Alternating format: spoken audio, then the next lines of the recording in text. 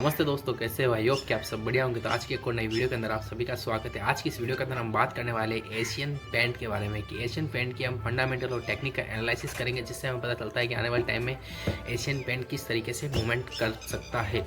तो this video is only for educational purpose पे होने वाली है। चलो हम एशियन पेंट की फंडामेंटल और टेक्निकल एनालिसिस को करते हैं।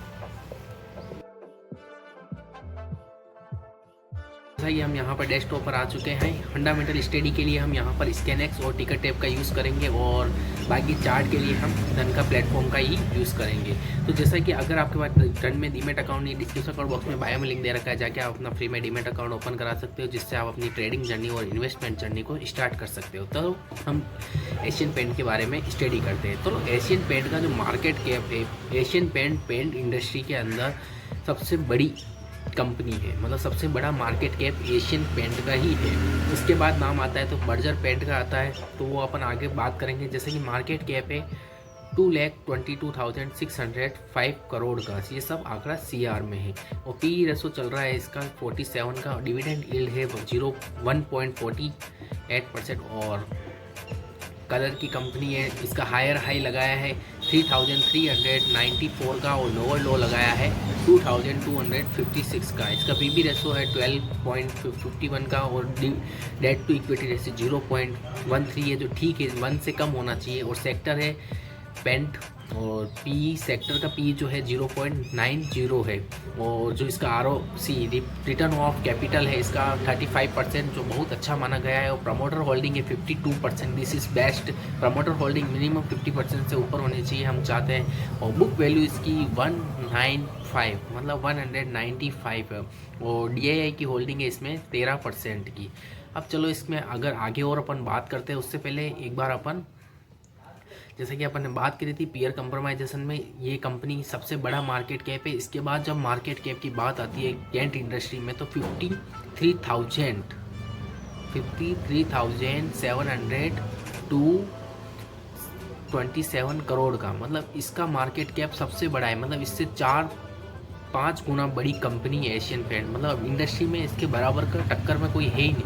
मतलब आप नीचे नीचे देखोगे तो और छोटे छोटे मार्केट कैप वाले हैं। सबसे बड़ा मार्केट कैप है एशियन पेंट का, समझ रहे हो? तो बड़ी कंपनी है।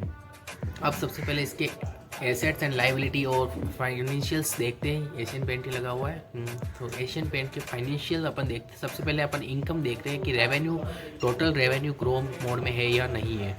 देखो मिनिमम 3 साल के रेवेन्यू देखना चाहिए। तो 2022 में 29 करोड़ और 23 के अंदर 34 करोड़ और 24 के अंदर 36 करोड़। और अभी मार्च चल रहा है, 24 अप्रैल में ख़त्म, मतलब मार्च एंड में ख़त्म होगा। तो जब तक ये इससे भी ऊपर की तरफ निकल जाएगा। मतलब रेवेन्यू तो बढ़ रहे हैं इस कंपनी के रेवेन्यू को बढ़ रहे हैं, क्योंकि इसने टेक्नोलॉजी में काम किया है, मतलब अपनी रिसर्च पे काम किया है, अपनी टेक्नोलॉजी पे काम किया है। इसलिए आज पे एक टाइम ऐसा था कि जब सॉफ्टवेयर कंपनी के पास जो कंप्यूटर नहीं हुआ करते थे, वो एशियन पेंट लेके काम करता था।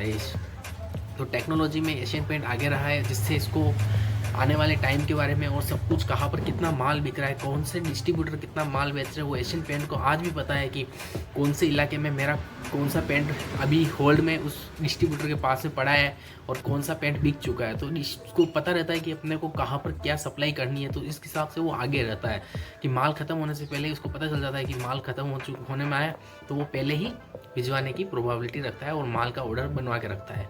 और इनकम, नेट इनकम भी देखो तो रेवेन्यू, नेट इनकम भी प्रॉफिटेबल है, मतलब पैसा भी कमा रही company. This is well and good, but this video is only for educational purpose, do not buying and cell recommendation. Video is only for educational purpose है, ठीक है। अपन बैलेंस शीट में 2 चीज़ें देखते हैं, assets and total liability. Assets बढ़ती हुई होनी चाहिए, ऑफकोर्स बढ़ती हुई है। लाइबिलिटी कम होती हुई होनी चाहिए, या फिर एसेट से हाफ होनी चाहिए। तो एसेट से हाफ की भी हाफ है, मतलब 30% के समथिंग में है, तो this is well and good. Cash flow plus में होना चाहिए, तो कैश फ्लो भी ओवरऑल ईयर में प्लस के अंदर है। मतलब 3,600 करोड़ का माल इसके पास पड़ा है, मतलब कैश पड़ा है। तो this is well and good. अब अपन टेक्निकल एनालिसिस करते हैं कि एशियन पेंट का चार्ट किस प्रकार से वर्क कर रहा है।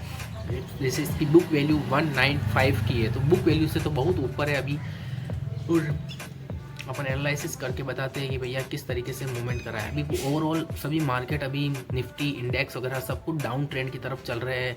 तो अभी एशियन पेंट का चार्ट भी अपने को नीचे की तरफ जाता हुआ देखने को मिल रहा है। एशियन पेंट ने अपना हायर हाई लगाया था 3000 का कुछ का था, जो अपन ने अभी देख के बताया था। बाकी एशियन पेंट ने 2021 के बाद आप देख पाओ तो यहाँ से एक रेंज के अंदर फंसा, इसके बाद कोई मोमेंटम एशियन पेंट का देखने को अपने को नहीं मिला है। तो यहाँ पे एक रेंज बनाई, अभी इस रेंज का भी ब्रेकआउट नीचे की तरफ हो चुका है, तो इसलिए अभी थोड़ा होल्ड करना चाहिए। मतलब अभी एशियन पेंट में कोई ऐसा कोई मोमेंटम देखने को नहीं मिल रहा है। तो मैंने यहाँ पे जैसे ड्राइंग भी मार्क कर रखी है कि भैया बेस पॉइंट कहाँ पर है, तो ये 1800 के पास तक भी आता हुआ देखने को मिल सकता है। जब तक अभी कोई एशियन पेंट का ऐसा ऊपर जाते हुए सिनारियो अपने को देखने को नहीं मिल रहा है। मार्केट हमेशा स्विंग के अंदर काम करता है, तो मार्केट के क्या स्विंग में काम करता है, कभी भी मार्केट डायरेक्टली ऊपर की तरफ नहीं जाता है। जब मार्केट ऊपर की तरफ जाता है तो इस प्रकार की तरफ ऊपर नीचे, इस प्रकार ऊपर नीचे जाता है। इस प्रकार मार्केट मूव कर रहा है। अभी जो मार्केट इसका मूव कर रहा है वो इस प्रकार से मूव कर रहा है।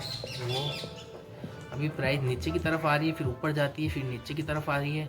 अब जब तक अपने को ऐसा सिनारियो देखने को नहीं मिलता है कि प्राइस यहाँ पर आई है, फिर यहाँ पर आने के बाद फिर धीरे धीरे एक रेंज बनाए, फिर उस रेंज का ब्रेकआउट इस प्रकार से करती है, तब मार्केट ऊपर जाने के मूड में होता है। इस प्रकार से प्राइस एक्शन वर्क करता है। अगर आपको ये समझ में आया होगा तो समझ।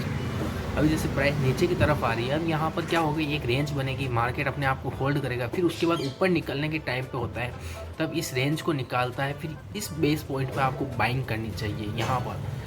बाकी आप हायर हाई पे बाई करोगे तो प्राइस नीचे की तरफ आएगा, तो आपको पैनिक होगा, तो आप वापस निकलने की कोशिश करोगे। अब जैसे कि यहाँ पर आता है, तो यहाँ पर ये एक पहले जब ये रेजिस्टेंस का काम कर रहा था, पर अब ये सपोर्ट का काम करेगा। सपोर्ट के पास में ग्रीन कैंडल देखने को मिलती है, तो ग्रीन कैंडल के हाई पर आपकी एंट्री होनी चाहिए और लो पर आपका स्टॉप लॉस होना चाहिए। स्टॉप लॉस आपका हमेशा, आप एंट्री से पहले आपको डिफाइंड होना चाहिए कि आपका स्टॉप लॉस क्या है, क्योंकि आपके कंट्रोल में आपका प्रॉफिट नहीं है, पर आपका लॉस आपके कंट्रोल में है। ये चीज़ का आप जरूर ध्यान रखें।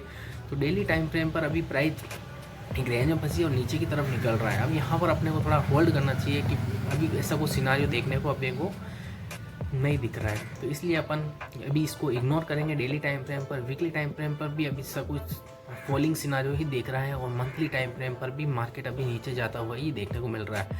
इसका जो बेस्ट पॉइंट है वो है 1800। अगर 1800 के पास में आता है, फिर धीरे धीरे और भी नीचे आता है, तो अपने को देखने को मिलेगा। भाई मंथली टाइम फ्रेम पर कभी भी ये 55 मूविंग एवरेज के नीचे नहीं गया है, पर अभी गया है। तो ये देखते हैं अभी किस प्रकार से मूवमेंट करता है, पर अभी इस स्टॉक्स को बाय नहीं करना चाहिए। इसमें एक बार मोमेंटम बनना चाहिए, किसी कैंडल का हाई निकालना चाहिए। अभी थोड़ा ये सस्टेन करेगा अपने आप को, फिर उसके बाद एक रेंज बनाने के बाद ब्रेकआउट वगैरह देखने को मिलता है, तो हम एंट्री करने के बारे में सोचेंगे। बाकी this video is only for educational purpose, do not for buying and cell recommendation. Video अच्छी लगी लाइक कीजिए, चैनल में सब्सक्राइब करना ना भूलिए। अगर आपका demat account description account box में बाय में लिंक दे रखा है, तो जाके आप इस अपना डीमेट अकाउंट ओपन करा सकते हो। बाकी थैंक्स फॉर वॉचिंग।